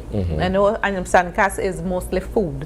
Yeah. So going back to your question, we pair together as parent and or sister company, and we go to these events like the example of the Yellow Ginger Festival.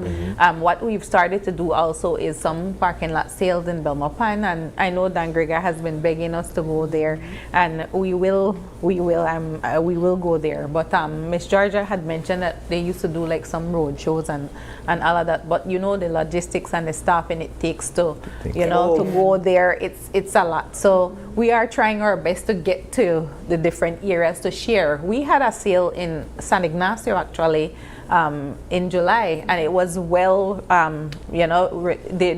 customers were waiting for us. It was well attended. Even though it rained really hard that morning, I was worried because we had to postpone at the first time. I said I can't postpone again because I'm here in Cayo already. Yeah. So the team up there, we mobilized, and there were a lot of people waiting for us. We did really well. So I am hoping that, you know, we can probably plan for next year more activities to go all the way to PG, to Dangriga, and some of the other, like in between the villages as well. Like Independence, I believe we did go to Independence as well. So we're hoping. Yeah. One of the things Angelus Press has always done, having distributors all over the country. So we have, you can get Angelus products down at Johnson in PG and all that. So we have in Dangriga, all over that people can get. Yes. Similarly, how Sancas distributes the products, we Yeah. do have some suppliers, but you know that everybody's, when you go to the sale and everything, they know that they're getting a better deal. It's the stamp for Yes. of Yes. the Angelus Press Stamp stamp, approved, right? yes. They want to make sure that they have this quality product that That's comes right. directly That's from right. Angelus That's Press. right. Which says a lot about the name and the quality of service that they've gotten over the past 140 years. And we try to maintain that as well. Definitely. I'm not really in the business working, but that's my message to them all the time. Mr. John Gillett as well, he can tell you. Keep telling him, keep up the quality. I mean, I gave 40 and a half of my years there, so I want to make sure that that continues while I am alive.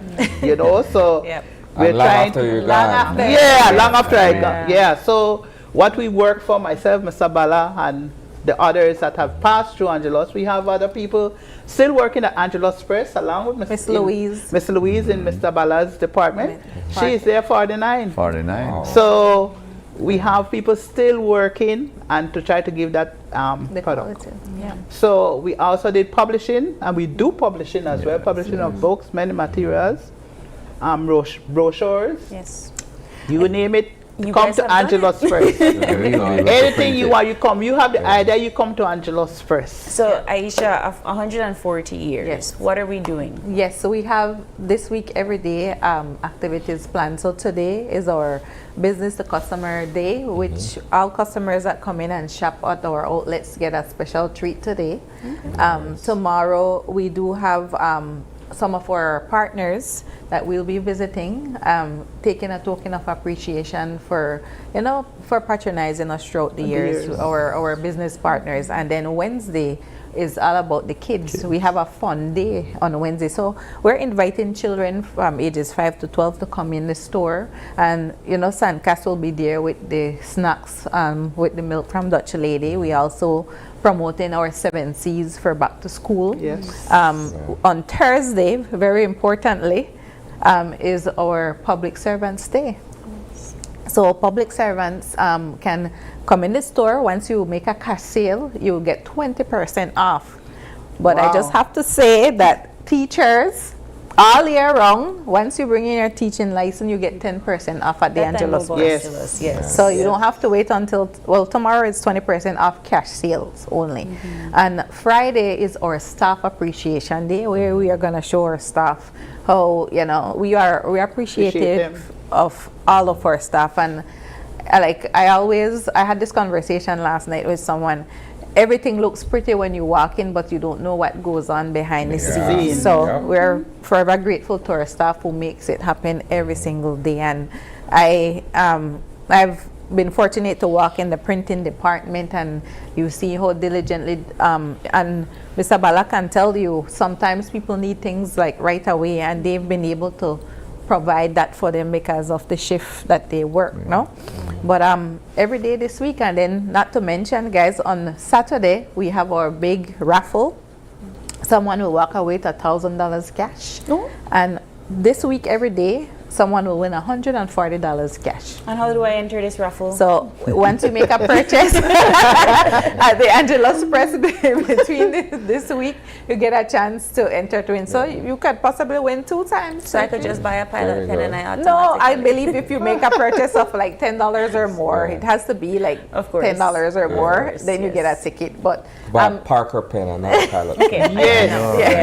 Parker. Besides the $1,000 cash, though, we are also raffling a home office. So you got a lot to look forward to this week with the Angelus Press and Sandcast. Of course, Saturday we'll be there giving some nice treats as well. So you could look forward to something every day from the Angelus Presses as we commemorate the 140th anniversary. Excellent. That's right. Wonderful, ladies and gentlemen. Congratulations to 140 years. And thank you so much for being such a staple institution in the lives of all of us that need an office pen or all of us that need stationery supplies. But thank you so much. You're welcome. Thank you. And we'll continue this journey Yes. together. Like Isani mentioned the pilot. Angelus Press brought in pilot into Belize as well. As Angelus Press has always been the trendsetter. I believe it. Always been the trendsetter. Yes, 12 o'clock. Yes. Thank you all so much for joining us. Thank you very much. We'll take another break and we'll be back with more. Open your eyes. Don't go away.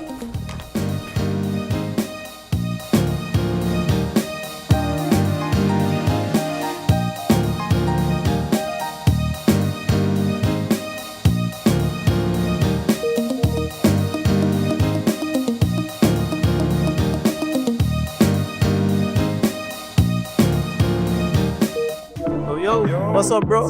This Western Union mom's a little money using DigiWallet.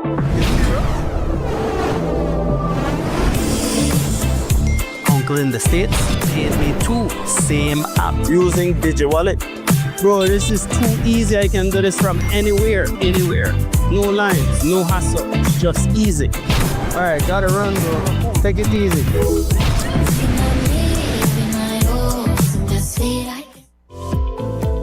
Unwrap the joy of crystal clear picture and sound from Iowa, the brand that offers you affordability and exceptional quality. Iowa has a wide range of exceptional products to choose from, such as TVs, speakers, headphones, home appliances, and much more at affordable prices that won't break the bank. Enhance your audio-visual entertainment experience with Iowa, and for your convenience, parts are readily available in country for hassle-free maintenance. You can find Iowa products at your local electronics store countrywide. Choose Iowa, the best in home entertainment and household appliances. Leomar Langzert, and I'm a teacher, and I bank with Belize Bank Independence Branch. What I enjoy is to see if the features that the app offers. I have a sense of not having to worry or be concerned about somebody finding my password and username to sign in the application because of the use of the one-time password. And another feature that I love, that I use the most, is how the app synchronizes with my fingerprint on my device. I enjoy the rapid and easy, seamless process to apply for loans through the Belize Bank, and I don't have to be having too much back and forth to visit or take time to visit the bank. They also start to offer the online applications through the app for loan applications, which I believe is very neat. I would definitely recommend Belize Bank to other teachers because one of all the features and advantages that the app offer, with these online that Belize Bank offer, is basically everything that you can do in the palm of your hand. So I would definitely recommend the bank to other teachers.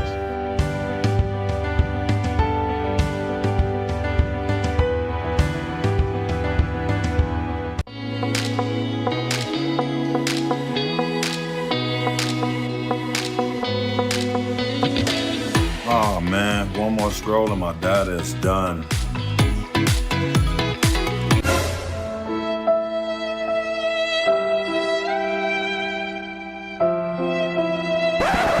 Wait, who said anything about running out?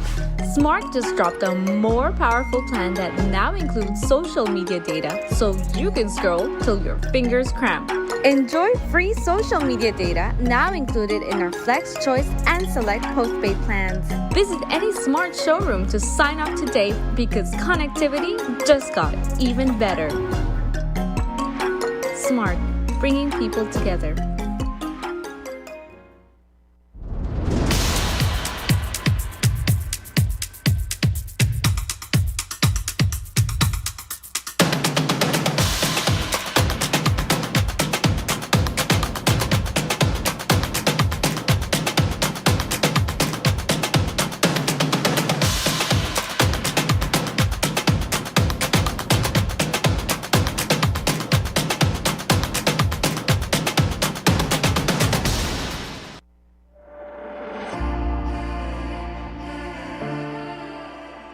B-Bucks to purchase items at any Benny's location. Spend B-Bucks on items in-store after you have earned them. You can gift or transfer B-Bucks to another B-Bucks member or registered charity. To learn more, visit our website at www.bbucks.bz. Remember, loyalty is always rewarding with B-Bucks. Brought to you by Benny's. Quality and savings. José Tun presenta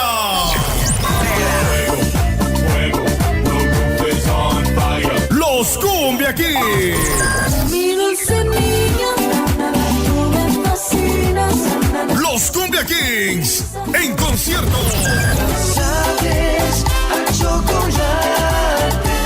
Este 30 de agosto en el Estadio del Pueblo, Orange World Belize. Los Cumbia Kings en vivo. No tengo dinero ni nada que dar. No te pierdas el concierto del año que te hará bailar como nunca. General 150, VIP 200 y Platino $350. Boletos a la venta en la aplicación Quipass, disponible en Android y iPhone. También con Orange Drag con cuellos, Shell One Stop, María's Café, Lifestyle Beauty Salon y WSK Call Center al 611-3677. Amor Turquesa, Boutique Belmopá. Gracias al patrocinio de BTV, Mechas, Cuellos, Lock and Loaded, Mark Production, Quick Pass, Lighthouse, Instituto Nacional de Cultura e Historia y Smart Belize. There's so many different factors which can impact on your digestive system because there's a very strong connection between your intestinal tract and your central nervous system or your brain. So your digestive system is sometimes referred to as your second brain, your second nervous system, because the connections are very strong between the two and one can impact it very heavily on the other one. A message that I want persons to take away is that food is to be enjoyed, but because of the high risk of non-communicable diseases in our region, we're finding that food plays a factor in contributing to that. And if we can start by cutting down even the starchy foods, that makes a difference. Be viewing Caribbean Medical TV on this station.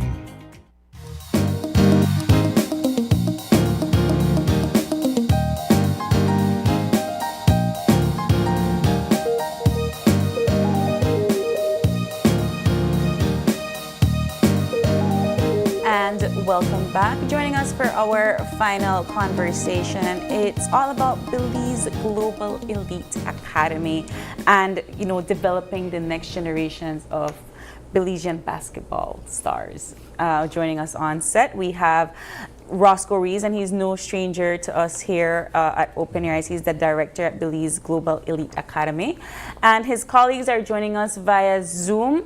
We have Kashif Thomas. Good morning. He is a founder of the Belize Global Elite Academy, and he's joining us from Atlanta. Good morning, Kashif. Good morning, Kashif. Morning. And we also have joining us on Zoom, Harold Grant, and he's also a founder of the Belize Global Elite Academy, and he's joining us from Los Angeles, California. Good morning, Harold. Good morning. Good morning. Good morning. All right, let's talk about Belize Global Elite Academy, Roscoe. Hey, good morning, Belize. Well, the Global Elite Academy came about between Kashif and Haro and myself, just wanting to continue with developing the sport of basketball in the country of Belize, as well as on a global scale, giving more youths the opportunity to learn the game, as well as experience it through travel basketball. So that's how the Global Elite Academy came about. What are some of the programs that you all are trying to develop under this institution? Well, one of our main programs that we're trying to develop is a structured after-school program whereby youths from across the city and even the country could be a part of the program.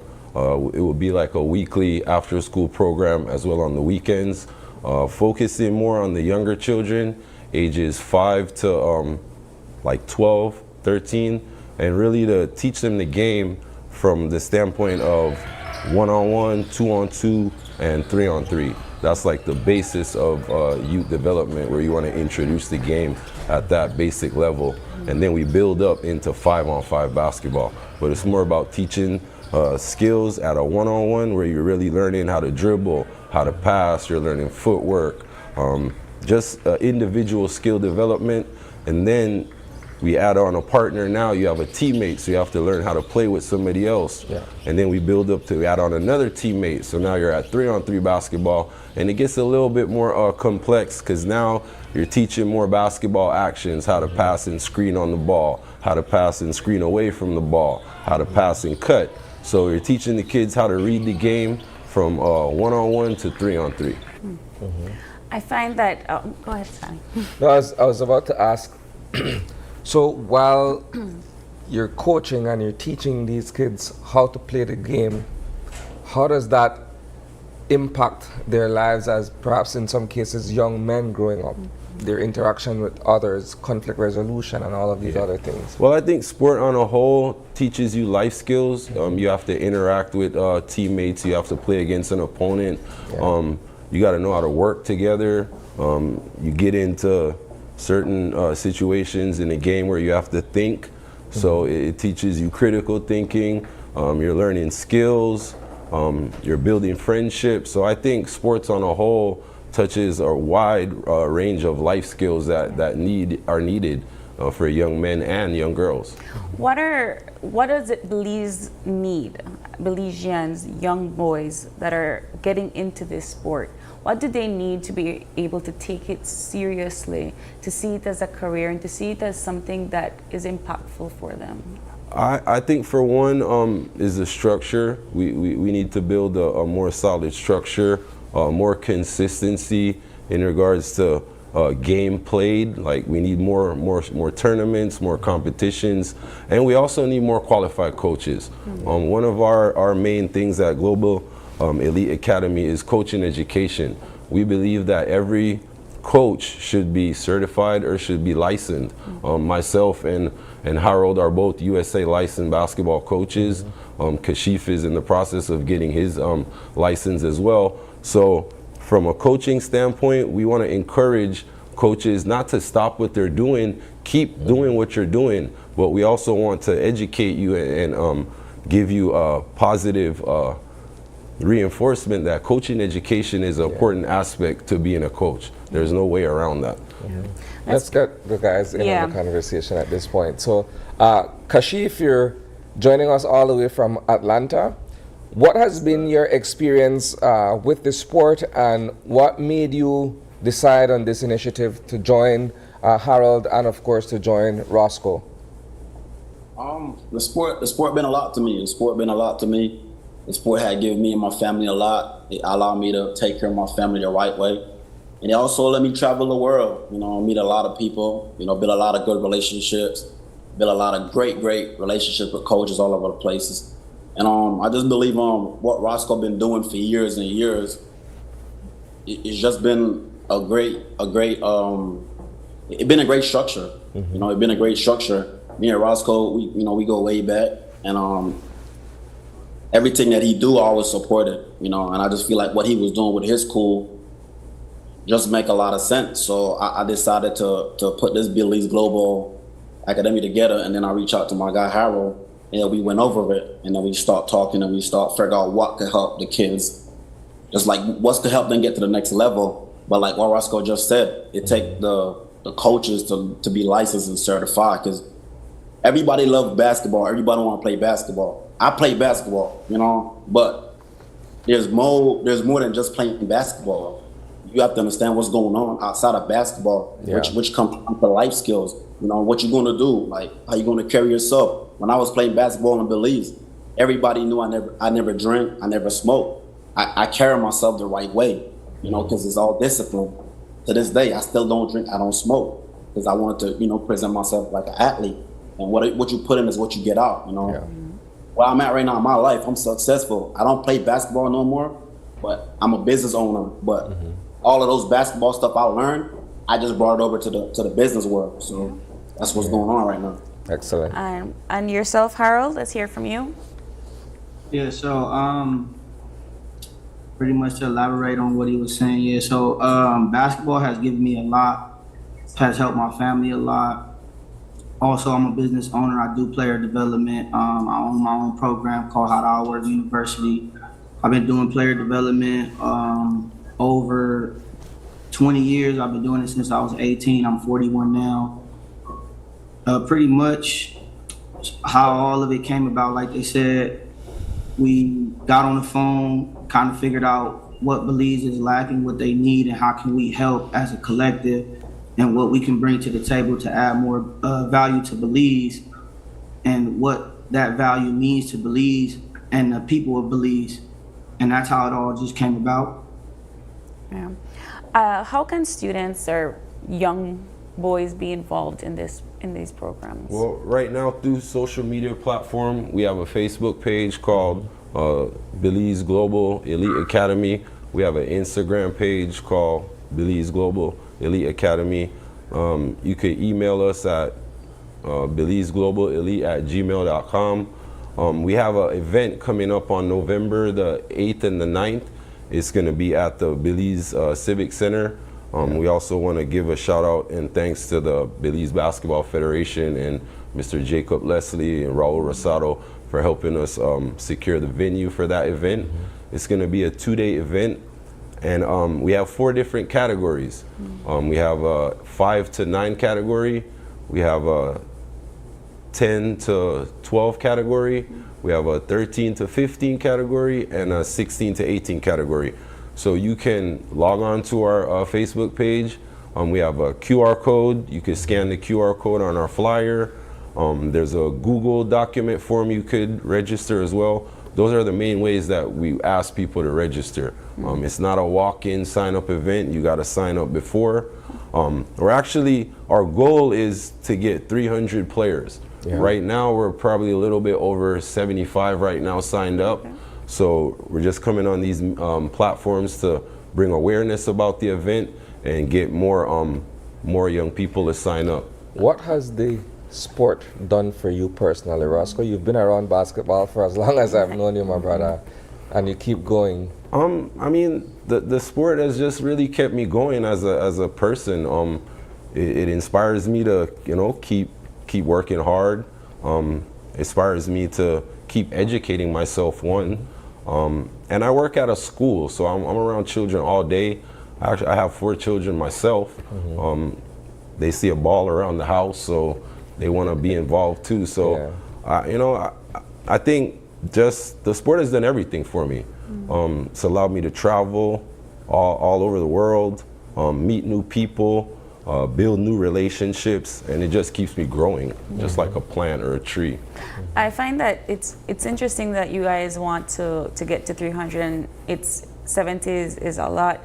How do we get people or youths from outside of Belize City to join? I would imagine that there are a lot of people that would want to come. Yeah, well, I mean, these are the ways, by us coming on TV shows and creating ads, stuff like that to promote the event. I think people from all over the country will want to sign up. I mean, who wouldn't?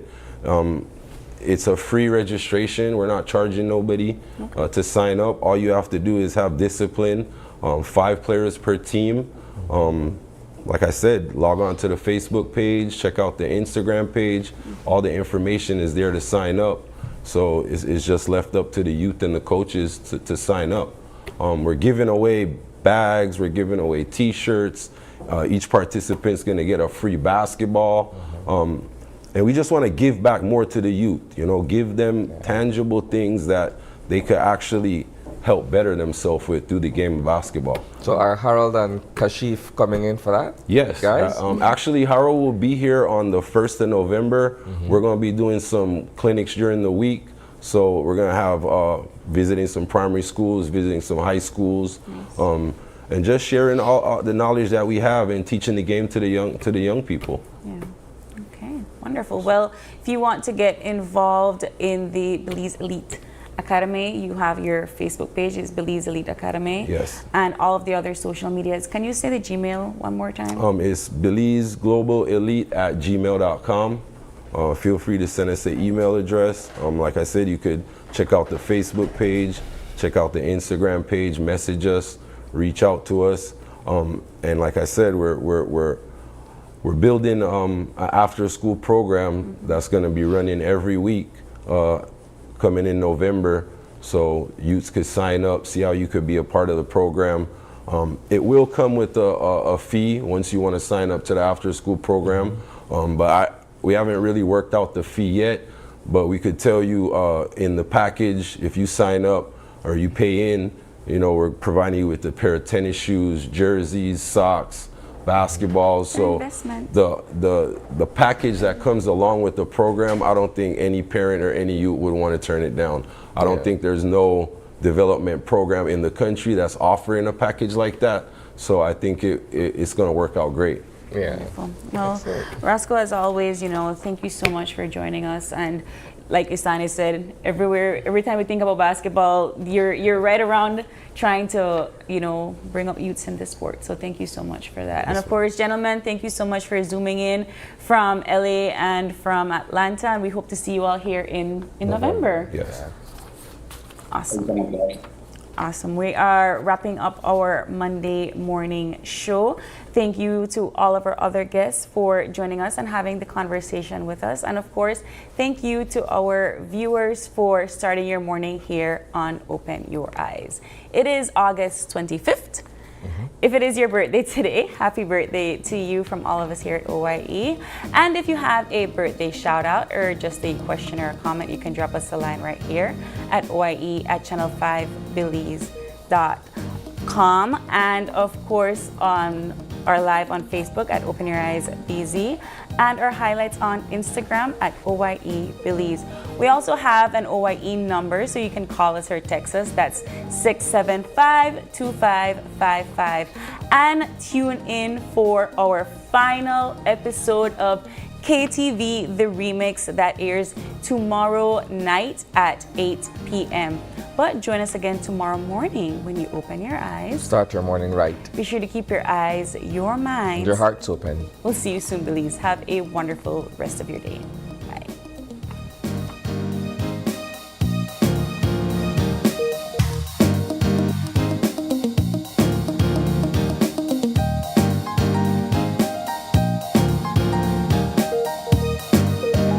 Your Eyes was brought to you by the Belize Bank, our country, your bank, and Smart, bringing people together.